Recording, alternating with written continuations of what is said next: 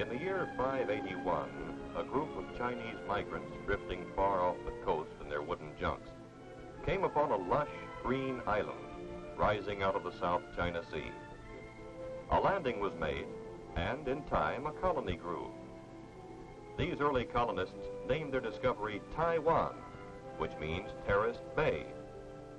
People of the Western world know this island as Formosa, meaning beautiful, the name given to it by Portuguese mariners who first sighted it in 1519.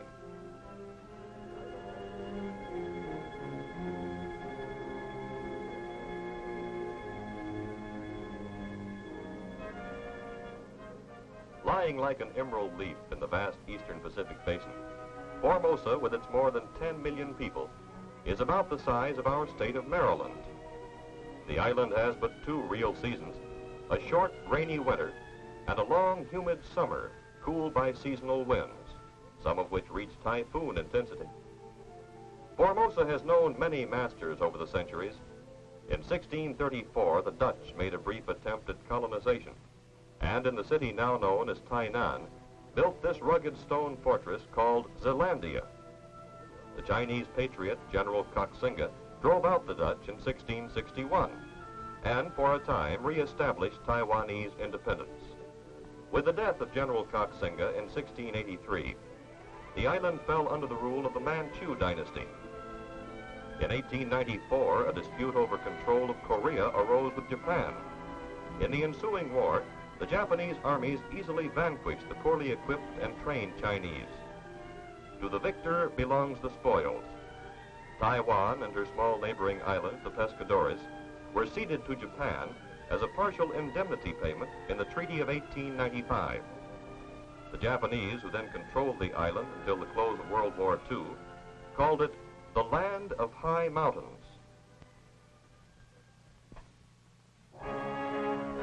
Despite the many outside influences over the centuries, the Formosans have remained truly Chinese. There has been no intermarriage with the island Aborigines and very little with the Japanese. Today they are a pure, vigorous, and vital race. Their dialects and customs are but little altered from those of their ancestors in Fujian province on the China mainland. All of her many colorful names, beautiful, terraced bay, land of high mountains, can present but a surface glimpse of Taiwan, for her real destiny is in the hearts of her people. Today they stand alone as the home and last hope of free China.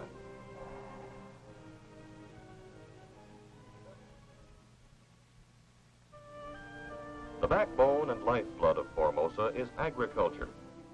Nowhere else in Asia is the farmer more happy and prosperous, for now a government-sponsored system of land reform has made it possible for the tenant farmers to buy their farms. The landowners receive 70% of the value of the land in cash, the remainder in the form of stocks in government-owned industries. Thus today, the Taiwan farmer's proudest boast is always this: for the first time in his life, he owns the soil on which he works. Nearly every farmer has his patient, slow-moving water buffalo to help him turn the earth. Waterfowl are always plentiful, for duck, prepared in any of 100 different ways, is a delicacy on any Chinese menu. With American advice and technical assistance, Formosa is rapidly becoming an agricultural show window for all of Southeast Asia. Her land areas are limited, and to keep pace with the ever-growing population, farming methods must constantly be improved to give a higher crop yield. The average farm family of 7 working adults and numerous small children subsists unbelievably on 3 acres of ground. Nowhere else on earth is the land so intensively cultivated. Not a single square foot of tillable soil is wasted. Rice, of course, is the staple food of the people and the nation's #1 crop. The island's subtropical climate is so ideal for its growth that in many areas 2 crops a year can be harvested with an annual total of more than 2 million tons. Taiwan is unique among Asian countries in that she grows more rice than she needs. 200,000 tons a year are exported to Japan and Southeast Asia. Rice needs, besides plenty of water, much back-breaking hand cultivation. There is a folk song popular among Asian people, the refrain of which goes, "Planting rice is never fun. Bend your back till setting sun."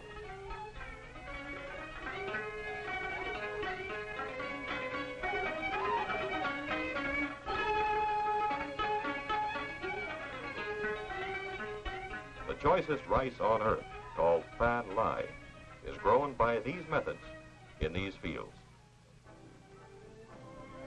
Taiwan cane sugar is known and used around the world. It is the island's leading export crop and brings in over 100 million US dollars a year, more than one-half of the total export revenue. 500,000 people live on the proceeds of the sugar industry, most of them farmers who plant under contract to the Taiwan Sugar Corporation. During the harvest season, every member of the farmer's family works in the fields, cutting and bringing in the sugar cane. The workday begins at sunrise and ends at dark. No small farmer can afford cutting machinery, a tractor, or a truck. His only power tools are his family and the good muscles of his back and arms. For transportation to the sugar mills, he relies on the ponderous, slow-moving water buffalo. The farmers of Free China have come far in 10 short years. Despite limited land areas and lack of modern machinery, they are now able to produce ample food for all the island's people, and even export a surplus to other less fortunate countries. No beggars ever roam the city streets, for famine and hunger are now unknown on Taiwan. During these pioneer years of development and modernization, America is playing an important role in her progress, not only in rural areas, but also in industry. Have you ever wondered what happens to your old car after its useful life is ended? The answer might well be here at the Tong Ing Iron Works in the city of Kaohsiung in southern Taiwan. Here, scrap metal purchased from the United States is resmelted into the hundreds of steel items needed by a young and growing nation. Nails, wire, construction steel. Even the frame of the student's bicycle might have once been part of the frame of your 1940 Chevrolet. The fires in the Tong Ing furnaces never die. In the last decade, melted scrap metal has enriched the Formosan economy with more than 100,000 tons of quality steel per year. Never in history has there been a shortage of labor in the Orient. For hundreds of years, the Chinese have devised ingenious methods of replacing heavy machinery with mass human muscle.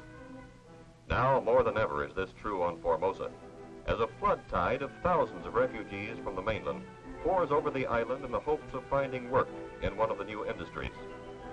And work is found for all who come. In 10 years, more than 6,600 new factories of all kinds have been built, and all are expanding and prospering. This mushrooming of industrialization has raised the Formosan standard of living to a place in the Orient second only to that of Japan.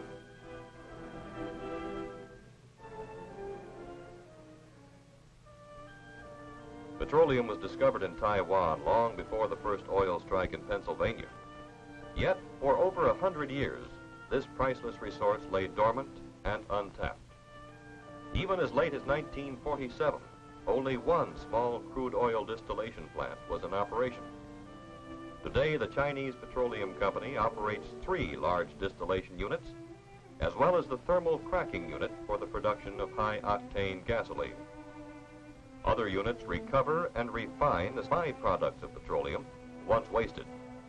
These include coal tar, asphalt, kerosene, mineral oil, and chemical dyes. Oil, traditionally used in past centuries to keep the flickering lamps burning, now turns the wheels of industry and powers the jet planes of Free China.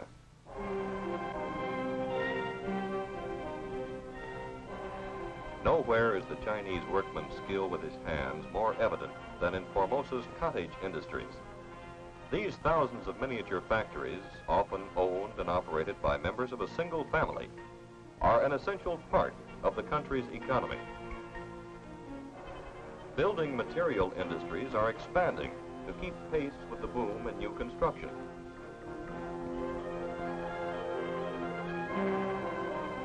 Brick factories dot the countryside, especially in the southern and central areas of the island. Here, women workers display the skill and strength of men as they move the heavy carts about. Wet bricks are first sun-dried on outdoor racks, then heat-cured in huge kilns.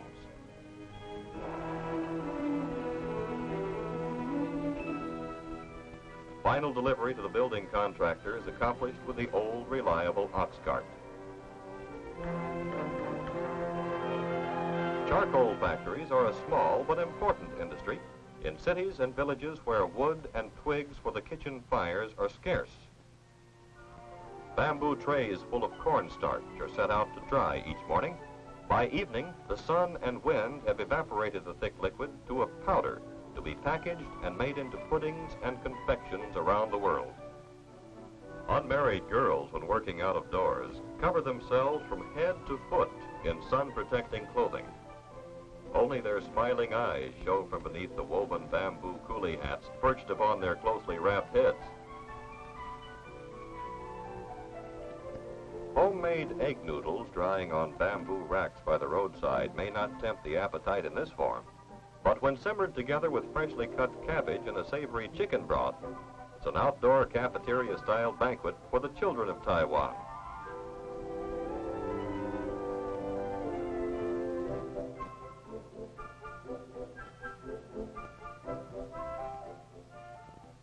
Scholarship, long a badge of universal esteem to the Chinese, is now available to everyone. Gone forever are the feudal times when only the children of the rich could afford to be educated.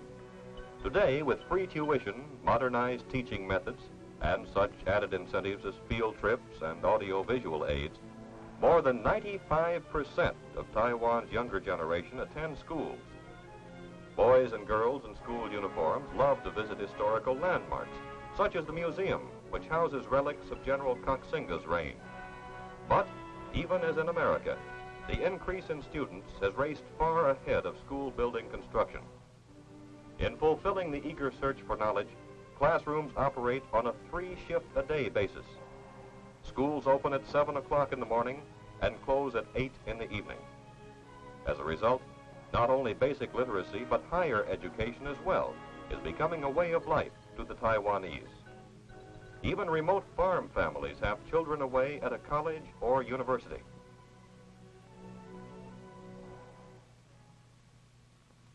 Taiwan's birth rate is among the highest in the world, and the temple courtyards make fine playgrounds for the children.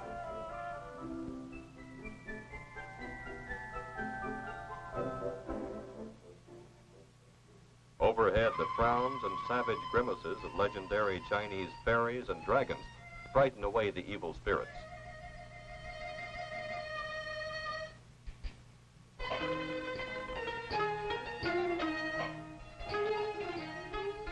Most Taiwanese are followers of Buddhism, the greatest and gentlest of the many Oriental religions.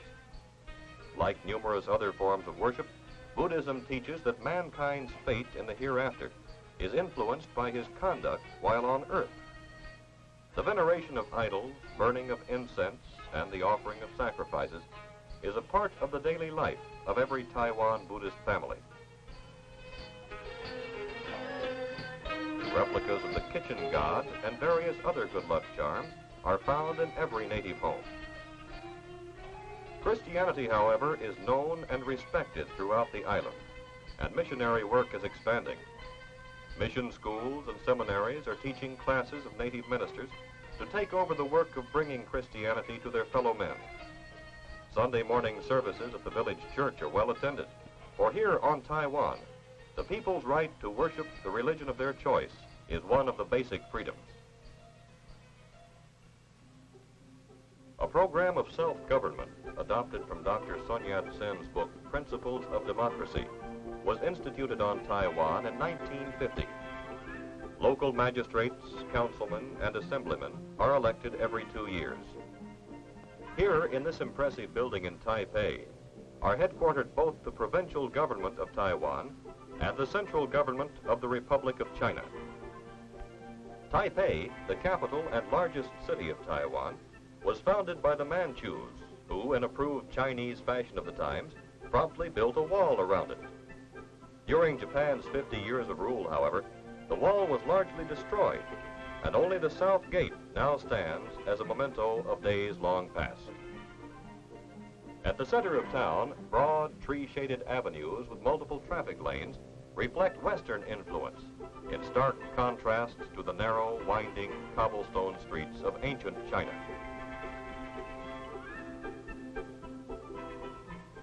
The ugly outlines of bomb shelter entrances disfigure many otherwise picturesque streets, a grim reminder of the constant threat of armed aggression.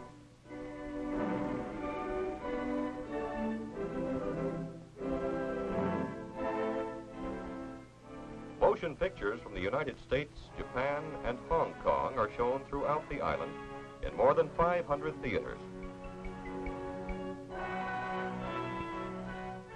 On the site of an abandoned Shinto shrine in Taipei stands the Grand Hotel, built by the Taiwan provincial government. Brilliantly lacquered columns and many-tiered pagoda-style roofs, reminiscent of Peking's Forbidden City, surround the Golden Dragon Wing. Here, the visiting dignitary or diplomat may enjoy all the comforts of home, wherever his home might be, including a gourmet's choice of fine Oriental and Western foods. Kipling once wrote, "Never the twain shall meet." But here on Taiwan, the traditions and customs of West and East blend into a harmonious and tranquil way of life.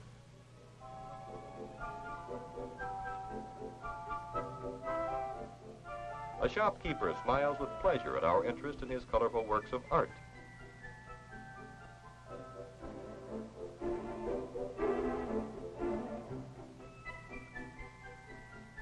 An open-air restaurant.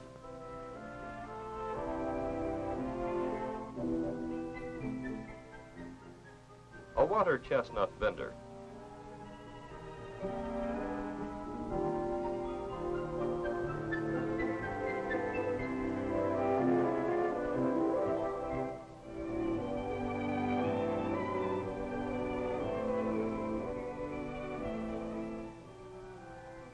All lend the atmosphere and enchantment of ancient China. Across the street, the new Station Hotel entertains travelers from around the world with modern Western-style hospitality.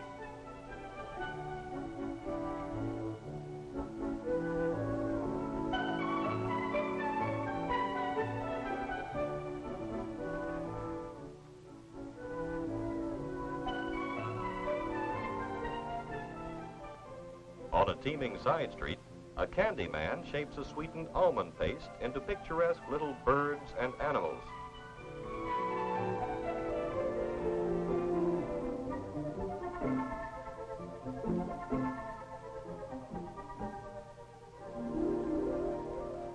His wares, sold for only a few cents each, are admired for a time, then eaten in sticky enjoyment.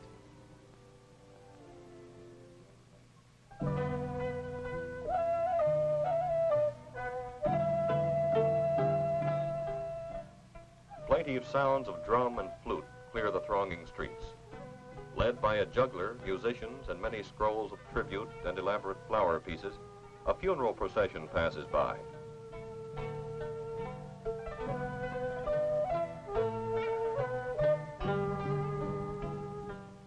Many of the mourners are professionals, hired for the occasion, and have no connection or relationship with the deceased.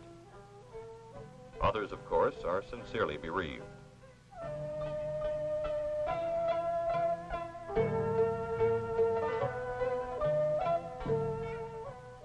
With features hidden by a sackcloth covering, the chief mourners hold on to a length of muslin to avoid going astray, for the procession must wind through many miles of city streets and country roads on the way to the gravesite.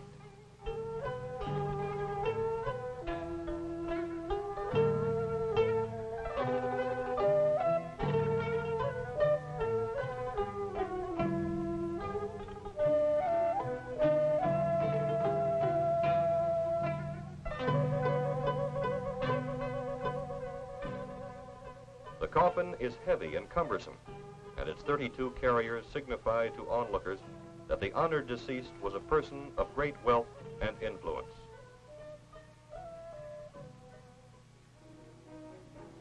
Public transportation is plentiful and cheap on Taiwan. A network of highways, railroads, and civil airlines offers fast and reliable service to all parts of the island.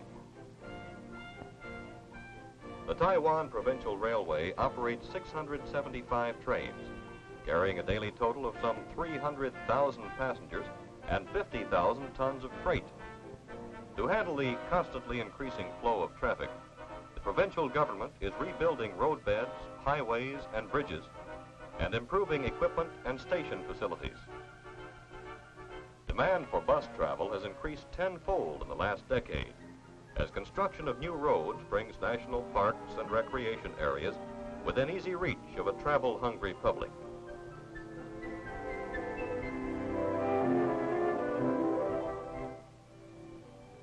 The spring and autumn pagodas in southern Taiwan are a favorite for outdoor parties and picnics, and are easily accessible by a short bus ride from Kaohsiung.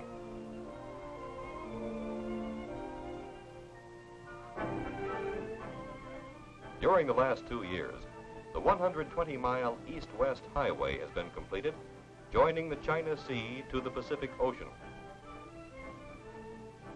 This sky-high roadway crosses the towering 10,000-foot passes of the Central Mountain Range and winds its snaky trail through Taroko Gorge, comparable in scenic splendor to California's Yosemite.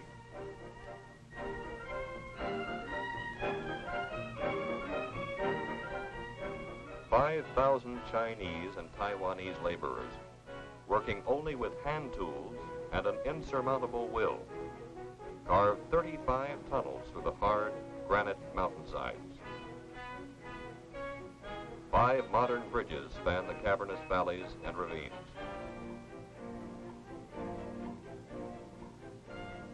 Millions of dollars in natural resources, formerly inaccessible, are now within reach. New and untapped industrial power from the Great Lakes of the region. The hardwood forests and rich grazing areas of the highlands. The fertile black soil of the lowlands, waiting only for the farmer's plow.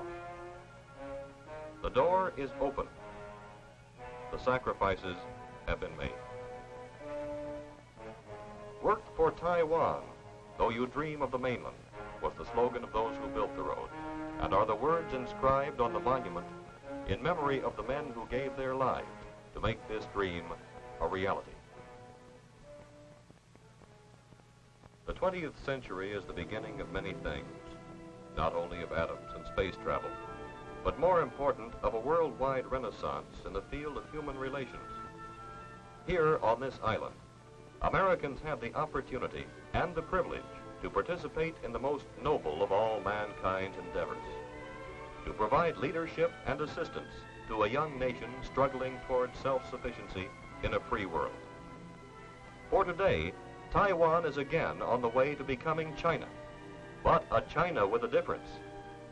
The people of the island are united in a common resolve that they will not rest until they have fulfilled their destiny, the restoration of human dignity and the establishment of their rightful place in the world's family of free nations.